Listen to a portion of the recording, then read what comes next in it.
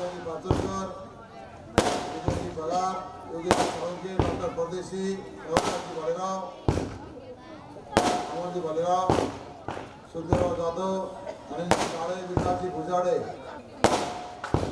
संजयरावजी शिंदे, भाऊजी नाना, रामकृष्ण जांभळे, शिवाजी भोसले, संदीप पवार, केशव जाधव, कार्तिक वानखेडे, समाधान कामदार, सुनीता मगर, छत्रपती निखाडे, अविनाश शिरवाडकर, पप्पू कुमार, कैलाजी परदेशी, आंबेडकर, कैलाजी जाधव, दिगंबर वस्ते, केदारनाथ मंडळ, संदीप प्रकाशजी देवडे, नानासाहेब समाधान पुरेकर, उत्तमजी पत्ते, संजयजी गांगुर्डे,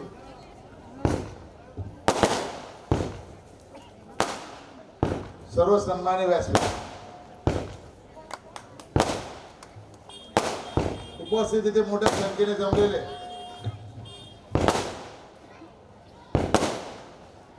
परिसरातील मला आशीर्वाद देण्यासाठी, मला समर्थन देण्यासाठी आपण इथे जमल्या.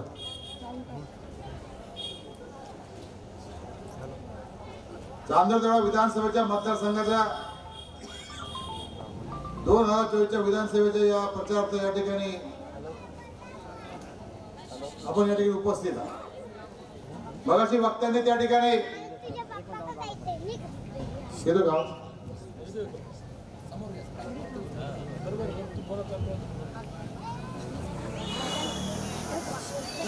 मगाशी वक्त्यांनी या ठिकाणी सांगितलं, अनेक गोष्टींचा या ठिकाणी वापर केला.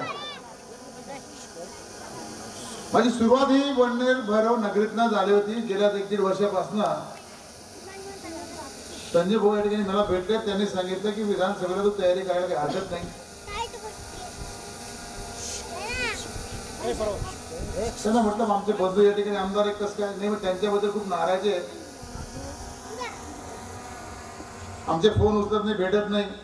त्याच्यानंतर योगेश सोळंके भेटले, परत पुष्टी भेटली. परत त्यांनी सांगितलं की खरं ही वस्तुस्थिती आहे.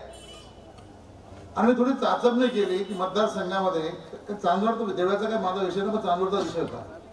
आणि प्रवास करत असताना मला जाणवलं मोठ्या प्रमाणामध्ये कार्यकर्त्यांच्या त्या ठिकाणी तक्रारी होत्या की आमचे फोन उचलत नाही, भेटत नाही, आमचे विकास कामे करत नाही.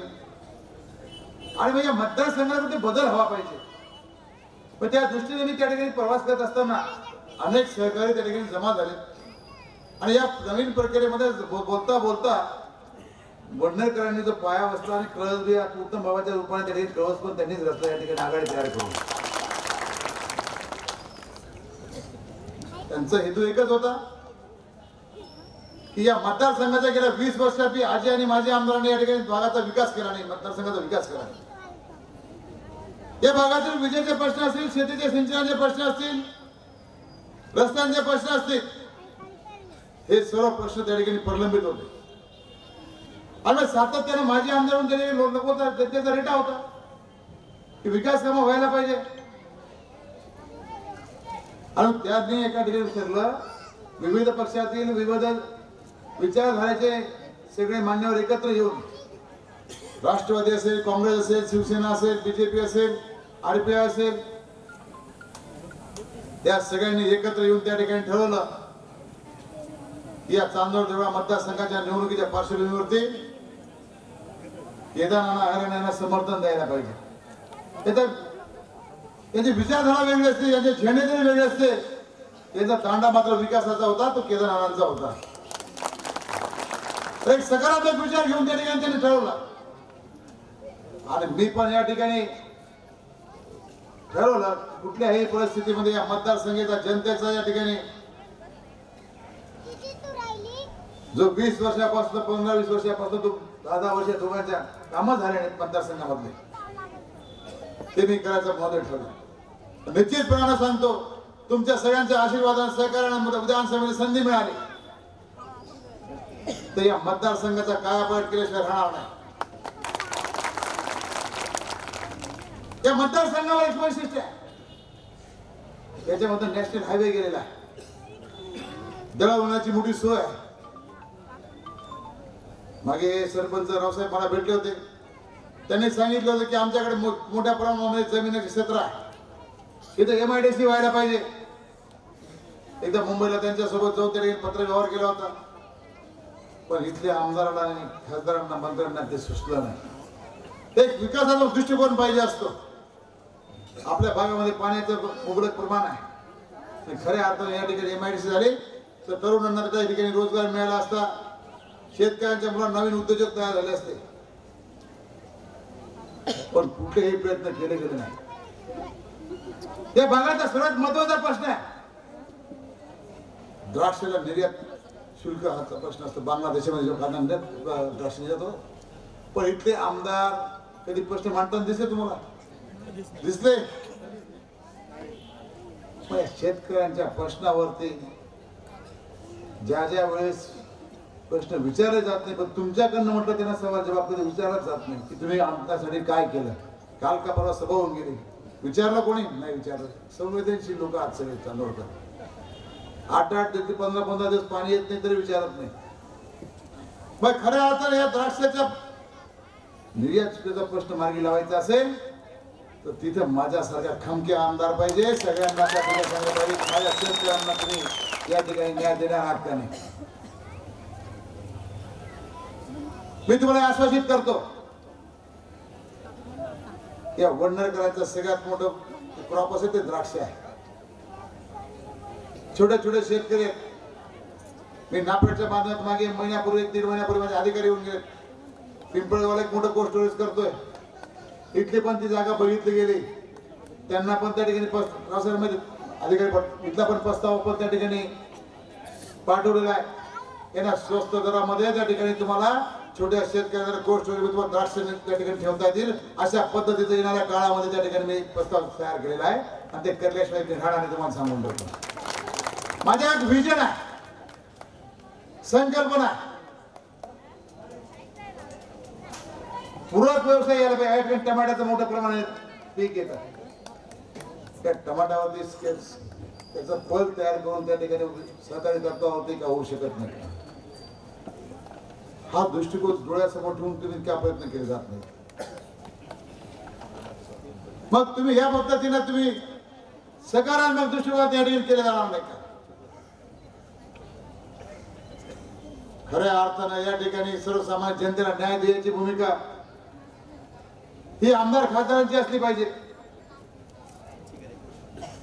पण या आमदारांनी मात्र या दोघी आजी माझी आमदारांनी म्हटलं सर्वसामान्य जनतेला गृहीत धरून त्या ठिकाणी त्यांनी कुठलाही विकास केला नाही. मी या मतदारसंघाचा प्रवास करत असताना पूर्व भागामध्ये 8-8 दिवस त्या ठिकाणी पाणी येत नाही. 15-15 दिवस राहतात. 30 ते 32 ग्रामपंचायती अशा आहेत तिथे कुठल्याही पद्धतीचं त्या ठिकाणी पाणी येत नसताना त्या ठिकाणी सर्वसामान्य जनता कधी हंड्याचा मोर्चा कधी घेऊन गेले, महिला भगिनी कधी घेऊन गेले नाही. गेल्या वर्षी प्रचंड दुष्काळ होता. खरं पाहायला गेले तर दुष्काळ हा सिन्नर एवढ्या तालुक्याला डिक्लेअर झाला, नांदगावला झाला नव्हता, पण तिथल्या आमदारांनी तो करून घेतला. तसाच दाभाडीचा झाला आणि देवळ्या तालुक्याचा पण झाला दुष्काळ जाहीर. पण चांदोडचा आमदाराने तो दुष्काळ जाहीर केला नाही. तिथं निष्क्रिय ठरले ते, त्यांना पाण्याचं महत्व नाही, सर्वसामान्य जनतेच्या भावना त्यांनी करून. खऱ्या अर्थानं जर त्यांनी ते ठरवलं असतं त्या ठिकाणी चाराच्या छावण्या लागल्या असत्या, पिण्याच्या पाण्याच्या टँकरची त्यांनी सुविधा मिळाली असती, लोकांना विकत पाणी घ्यावं लागलं. अशा पद्धतीचं कामकाज या आमदारांचं असल्यामुळे त्यांना किती पाठीशी घालणार तुम्ही. महिलांना बचत गटाच्या माध्यमातून या ठिकाणी अनेक योजना आहेत, त्या योजना या ठिकाणी यायला पाहिजेत. पण कुठल्याही पद्धतीने महिला बचत गटासाठी त्यांनी कुठलंही सकारात्मक त्या ठिकाणी काम केलं नाही. मग तुम्हाला एक आश्वासित करतो, तुमच्या सहकार्यानं या ठिकाणी जर संधी दिली तर निश्चितपणे या मतदारसंघाचा कायापालट केल्याशिवाय राहणार नाही.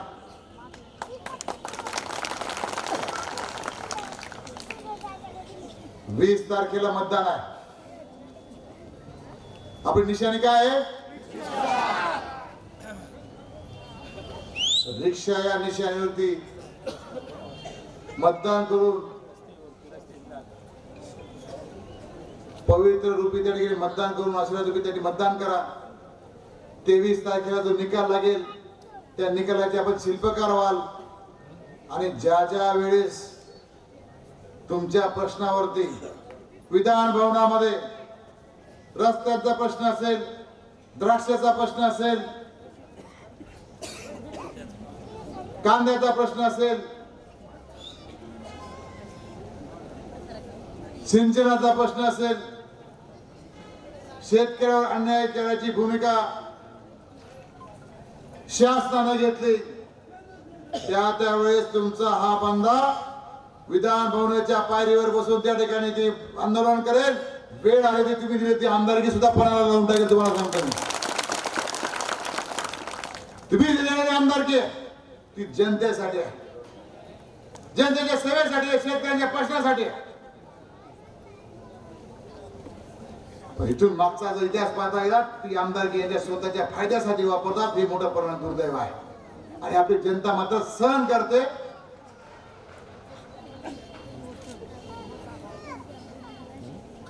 खऱ्या अर्थानं 2-4 दिवस राहिले, त्याच्यामध्ये 2 दिवस प्रचाराचे राहिले. संपूर्ण असा तरुण युवकांचा या ठिकाणी पाठिंबा मिळतोय, माय माऊलींचा सगळा आशीर्वाद मिळतोय, ज्येष्ठांचा आशीर्वाद मिळतोय. संपूर्ण मतदारसंघामध्ये मोठ्या प्रमाणात जनसमर्थन मिळत आहे. विजय आपला दूर नाही आणि त्यांच्यामध्ये त्या तिघ उमेदवारांनी त्यांना माहिती केदारनाथाची रिक्षा आता पार ते मुलुंडपर्यंत पोहोचली, मुंबईपर्यंत. आणि तिघांनी आता माझ्यावरती व्यक्तिगत आरोप करायला सुरुवात केलेली आहे. तिघांचं टार्गेट कोण? केदारनाथ रिक्षा. हा शुभ संकेत आहे, समजून घ्यायचं. दाल में कुछ काला आहे, तिघ घाबरलेले मला टार्गेट करा, व्यक्तिगत आरोप करायला सुरुवात केली. पण मी मात्र डळमळणारा अजिबात नाहीये. तुमच्या सगळ्यांच्या आशीर्वादाने चेंबूरपर्यंत पोहोचली. वडनेरकरांनी थोडा धक्का द्या, मंत्रालयापर्यंत पोहोचून जाईल.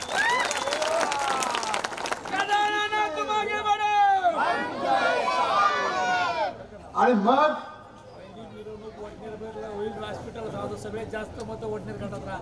आणि मग तुम्ही मला विचारा की 288 आमदारांमध्ये आमदार कसा असतो? आमदार कसा पाहिजे? जनतेमधला पाहिजे, रस्त्यावर भेटणारा पाहिजे, चौकात भेटणारा पाहिजे, हॉटेलवरती पानटपरीवरती भेटणारा पाहिजे, सर्वसामान्यांमध्ये लगेच भेटणारा पाहिजे. आम्ही सोन्याचा चम्मच घेऊन जन्माला आलो नाही.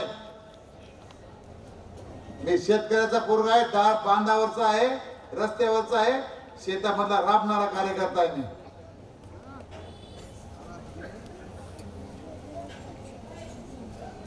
मी जी आमदारकी मिळेल ना, ही फक्त मला उमेदवारी करताना तुम्हाला माहिती नसेल, मी स्वतःहून उमेदवारी नाही केली. मला सर्वसामान्य जनतेने मला उमेदवारी केलेली आहे. कारण माझ्या भावाने माझ्यावर अन्याय केला. तुम्हाला माहित असेल का नाही माहिती? वडनेरकरांना माहिती आहे का? माझ्या पक्षाने माझ्यावर अन्याय केला. त्यावेळेस मी सर्वसामान्य जनतेला तेवढ्यामध्ये मेळावा घेतला. 10,000 लोक त्या ठिकाणी जमले होते.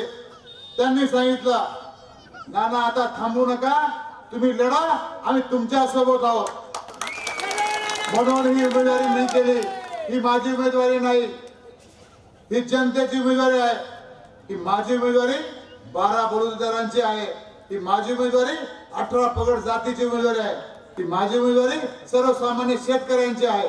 ही माझी उमेदवारी तरुणांची आहे, युवकांची आहे. माझी उमेदवारी सर्वसामान्य सर्व पक्षीय उमेदवारी आहे. सर्व व्यासपीठावर जे बसलेले आहेत या सगळ्या पक्षीय नेत्यांच्या, या सगळ्या विचारधारणा बरोबर घेऊन या ठिकाणी उमेदवारी करतोय. आजपर्यंत आम्ही प्रचार केला, आमचे विचार मांडले मतदारसंघामध्ये, प्रत्येक गावापर्यंत पोहोचलो, प्रत्येकाची भूमिका मांडली आणि प्रत्येकाला ती भूमिका पटली आणि मोठ्या प्रमाणात समर्थन मिळालं. आता 2 दिवस राहिले फक्त. ही शेवटची सभा होते या ठिकाणी. उद्यापासून 2 दिवस आहेत. माझ्या वडनेरकरांना सगळ्यांना विनंती आहे, परिसरातील सर्व जनतेला, ही निवडणूक अन्यायाविरोधाची आहे. ही निवडणूक न्यायाची निवडणूक आहे. ही निवडणूक सर्वसामान्य जनता ओळखण्याची निवडणूक आहे. तुम्हाला सगळ्यांना हात जोडून विनंती करतो, मायबाप जनतेला कृपा करून सांगतो, 2 दिवस माझ्यासाठी द्या. किती दिवस? 2 दिवस. सगळ्यांनी आपलं नातं गोतो मित्र परिवार, मला आमदार करायचं का नाही? खरं सांगा, करायचं का नाही? मनापासून सांगा. 2 दिवस दे माझ्यासाठी. 20 तारखेला मतदान आहे. मनापासून द्या. नातं गोत मित्र परिवार सगळ्यांना सांगा, हा माणूस कामाचा आहे, हा माणूस हक्काचा आहे, हा माणूस तुमचा आहे, हा माणूस केव्हाही फोन उचलणार आहे. काय फोन केला फोन उचलणार आहे. 90 11 90 73 73 नंबर लिहून गेला. दवाखान्याचं काम असेल, प्रशासनाचं काम असेल, तहसीलदारकडे असेल, कुठलं डिप्टीचं ट्रान्सफॉर्मरचं काम असेल, सगळ्यात महत्त्वाचा विषय तो. कारण काय ते पैसे देऊन ट्रान्सफॉर्मर घ्यावा लागतो असं मी ऐकलं नाही. 8-8 दिवस 15-15 दिवस ट्रान्सफॉर्मर मिळत नाही. 23 तारखेनंतर निकाल लागेल. त्याच्यानंतर तुम्ही माझा नंबर घ्या, फोन करा. 24 तासाच्या आत ट्रान्सफॉर्मर मिळेल. किती? 24 तासाच्या आत. नाही मिळालं तर आमदारकी सोडून देईल, तुम्हाला सांगतो. तर मी जे बोलतो ते करतो. जे करायचं असतं तेच बोलायचं असतं. होटात एक, पोटात एक, डोक्यात एक, अजिबात नाही. जनतेच्या भावनेशी मी खेळत नाही. मी राजकीय बोलत नाही. कारण का मी जे बोलतो तेच करतो. कारण काय सर्वसामान्य जनते ही आमदारकी काय असते? आमदार वेगळं काय असतं का? काहीच नसतं. सर्वसामान्य जनतेलाही सांगतो, बाबासाहेब आंबेडकरांनी घटनेने तुम्हाला मत द्यायचा अधिकार आहे. एक मत द्यायचा. गरीबाला बी तोच आहे, श्रीमंताला बी तोच अधिकार आहे. तो अधिकार देताना तुम्हाला सर्वसामान्य जनतेचे काम करायला तुम्हाला सालदार ठेवायचं आहे. आमदार म्हणजे काय असतो? काम करायला माणूस ठेवायचं 5 वर्षासाठी. ते तुम्ही साहेब साहेब करता काय? असं साहेब काम करायला ठेवायचं. मग मी जाऊ तर असं बोलतो, सांगतो मला तर असं बोलायचं. हे बोल कामाचं काय झालं? आमदारकी डोक्यात जाणार. तुम्ही जेपी सदस्य निवडतात, सरपंच आरामसभा येते, याच्याकडे काय? सरपंच गट नळाला पाणी आलं नाही, आमच्या गटरीमध्ये घाण झाली, घंटा गाडी आली नाही, याची काम घेतली. यांना वाटतं मी सरपंच कपडे सकाळी जातो, तुला गटरीचा प्याला होता बाबा. दिवस नव्हते, नवीन काही नाही. फक्त मानपान त्यांचं काम काय? लोकप्रतिनिधी सगळे सारखे असतात. हे फक्त तुम्हाला सांगतो, पद वेगवेगळं आहे. आमदारकी म्हणजे खूप मोठा साहेब, ज्याला अजिबात घ्यायचं नाही. तुम्हाला सांगतो, आमदार हा आपला सालगडी सारखा आहे, सेवक आहे. जोराने नेटाने सांगायचं काम, घाबरायचं नाही. बोलू का नको, फोन लावू का नको, कशाला फोन लावू? मत द्या, मला मत द्या, तुझा पाया पडतो, मत द्या. कशाला पाया पडेल? SMS वर बोला जातो, व्हॉट्सअप टाका. मत कशी नैतिकता आहे तुमची? मतं मागायची? अरे खऱ्या अर्थानं रात्रंदिवस 24 तास तुमची सेवा करायला पाहिजे, असा आमदार पाहिजे.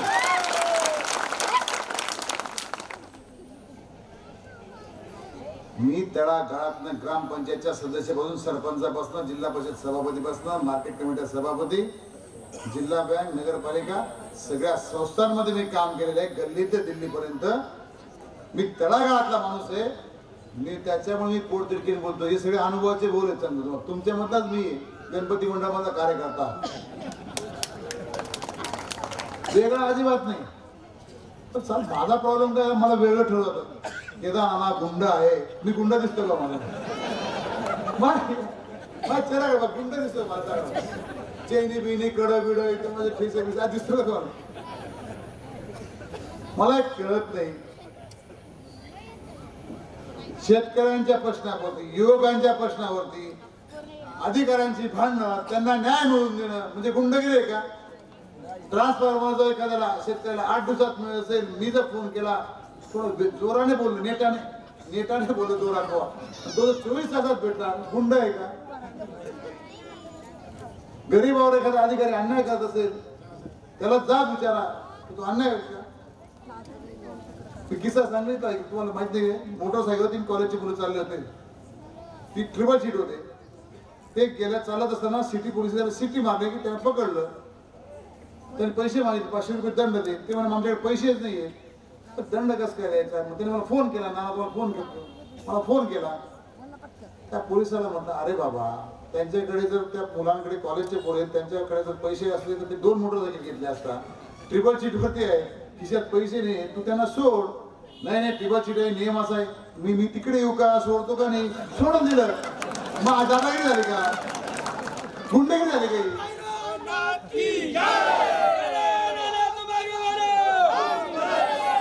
कोणाला न्याय मिळवून दिला, अन्याय होत असेल त्याला न्याय मिळवून दिला, ही गुंडगिरी होते का? सांगा मला, प्रश्न सांगा तुम्ही. लोकप्रतिनिधीचं काम आहे जनतेच्या प्रश्नासाठी रस्त्यावर उतरणं, त्यांना न्याय मिळवून देणं. जर तसं राहिलं असतं तर गेल्या 25 वर्षापासून देवळा तालुक्यातल्या सगळ्या संस्था माझ्याकडे लोकांनी ठेवलं असतं, पटकन घरी पडलं असतं, ज्यावर गो सोपं नाही. माय बाप जनता जनार्दन आहे, ती डोक्यावर बी घेते आणि पायाखाली बी घेते. जनता जनार्दन सोपी नाही. मायबाप जनतेच्या सेवेसाठी हे पद असतात, त्या पद्धतीने काम केलं पाहिजे. या निमित्ताने सांगतो, ठक्कर बापाचे प्रस्ताव या ठिकाणी सरपंचाने पाठवले 1.5 कोटी रुपयाचे मंजूर झाले. अंतिम टप्प्यामध्ये आले, आचारसंहिता आली. म्हणजे सत्ता नाही आपल्याकडे, पद नाही, काही नाही, फक्त मंत्री महोदयांचे चांगले संबंध, अधिकारी लेवलचे चांगले संबंध. कुठलंही काम घेऊन गेलं, एक काम करायची एक हातोटी माझी काय आहे, हातोटी असल्यामुळे ते सगळं शक्य होतं. मला तू सगळे एक व्यासपीठावर सगळे कसे आणले, त्यांच्यावर वेगवेगळे आरोप होत होते. पैसे घेतले, मलिदा घेतला. मी एवढे यार माझी काय, मी एवढे अवकात आहे की मोठ्या मोठ्या लोकांना घ्यायची? माझी अवकात आहे यांच्यावर आरोप करायचे? फक्त यांचं काय व्यक्ती दोषापोटी अन्यायाने पीडित झाले. मी पण अन्यायाचा पीडित आहे. डॉक्टर कुंभोडे मी तसेच आहे, त्यांच्यावर मी पक्षाने अन्याय केला, भाऊंनी अन्याय केला. संजय दादावर मी तसंच परिस्थिती आहे. संजय गोंधवती पक्षाने केला, मित्राने अन्याय केला. माझ्यावरती भावाने कार्यक्रमच केला, डायरेक्ट पुढे भरती घेऊन कार्यक्रमच केला. आम्ही सगळ्यांना ठेवलं, यांचा आता करेक्ट कार्यक्रम केला, करायचा हो यांचा सगळ्या दोघांचा. एक तर भाऊ 8-8 वेळा लढला, थांबतच नाही. आमचा 2 वेळा शब्द देऊन पलटून गेला. मग आता काय करायचं तुम्ही सांगा, आता काय करायला पाहिजे? आता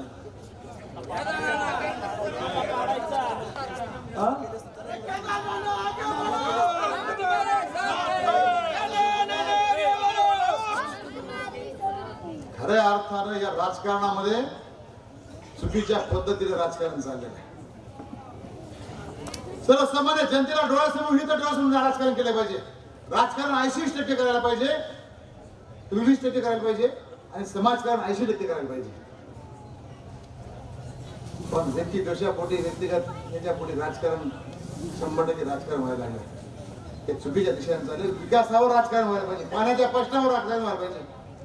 शेतकऱ्यांना भाव मिळते, शेतकऱ्याच्या द्राक्षाला भाव पडत नाही, कांद्याला भाव मिळत नाही. पाण्यावर्षी 10-20 वर्ष झाले पाण्याचा प्रश्न जैसे ते तांदूळ देवळा मतदारसंघातला. मी जनतेला दोष देतो, तुम्ही त्यावेळेस जा विचारला असता तर निश्चितपणाने हे प्रश्न मार्गी लागले असते. पण मी तुम्हाला आश्वासित करतो, मी 5 वर्ष मागतो तुमच्याकडे. फक्त किती? 5 वर्ष मागतो.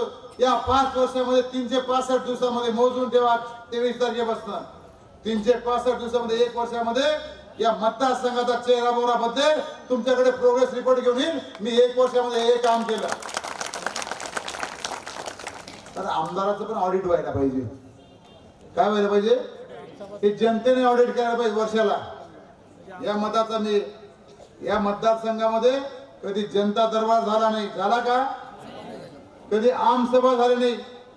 जनतेचा आवाज आमसभेतून जातो, जनतेचा आवाज जनता दरबारातून होतो. मात्र या आमदारांनी कुठल्याही पद्धतीने जनता दरबार घेतला नाही की आमसभा घेतली नाही. एवढं मोठं गाव आहे वंडेर भैरव, इथे प्राथमिक आरोग्य केंद्र आहे. डॉक्टर साहेब इथं काय आहे? प्राथमिक आरोग्य केंद्र. इथं ग्रामीण रुग्णालय यायला पाहिजे होतं, याला आदिवासी भाग आहे. मी तुम्हाला आश्वासित करतो, या ठिकाणी ग्रामीण अद्ययावत असं ग्रामीण रुग्णालय आपण येणाऱ्या काळामध्ये करू. एवढ्या मोठ्या गावामध्ये, म्हणजे चांदवडच्या बरोबरीनं देवळापेक्षा मोठं अशा गावामध्ये पोस्टमार्टमची व्यवस्था नाही, काय आमदारक्या करतात तुम्ही? म्हणजे अशा पद्धतीचं, आणि मला कळत नाही काय, जनता आवाज उठवत नाही पीएम साठी. मी दोन गोष्टी सांगतो. या मोडणार नगरीमध्ये भैरवनाथाच्या आशीर्वादाने तुम्ही झालेल्या नगरीमध्ये दोन महापुरुषांचा विषय आहे. एक छत्रपती शिवाजी महाराजांचे माझ्याकडे कार्यकर्ते आले होते गणपतीच्या काळामध्ये. त्यांनी सांगितलं आम्हाला छत्रपती शिवाजी महाराजांचा आशीर्वाद पुतळा पाहिजे. मी त्यांना सांगितलं तुमचं एक मत करा, हा केदारनाथ देवळाचा सारखा आशीर्वाद करेल. दुसरं, बाबासाहेब आंबेडकरांचं स्मारक त्या ठिकाणी माझे कार्यकर्ते भेटले होते. नाना तुमच्यासारखे विचार आम्हाला बाबासाहेबांचे विचार या ठिकाणी रुजवायचे आहेत, त्यांचं पण स्मारक व्हायला पाहिजे. त्यांना म्हटलं माझ्या जे मनात आहे तुम्ही ते बोललात मान्य झालं, म्हटलं तुम्हाला करून टाकू. तर त्यांची प्रेरणा घेऊन या ठिकाणी आपण कामकाज करत असतो. गावाच्या शहराच्या वैभवामध्ये भर पडेल. युवकांना एक विचार द्यायचं काम या महापुरुषांनी केलेलं आहे.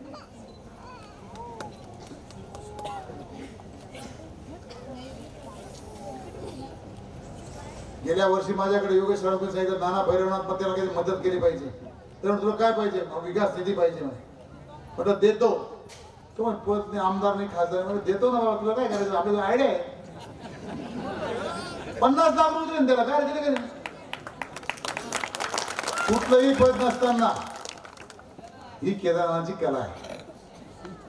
एकदा आमदार जाऊ द्या तिथं बरोबर काम करून टाका. तुम्ही असं म्हणाला हा पोरगा 15 वर्षापूर्वीच आमदार व्हायला पाहिजे होता.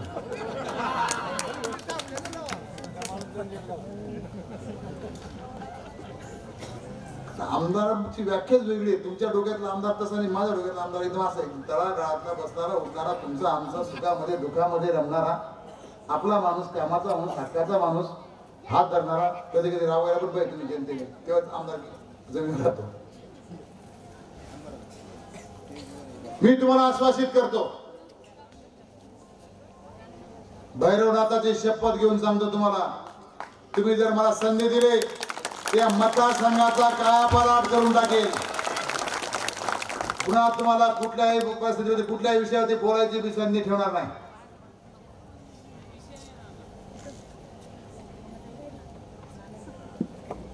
काळ रात्र वैराचे 2 दिवस राहिले, तिसऱ्या दिवशी चौथ्या दिवशी आज मतदान आहे.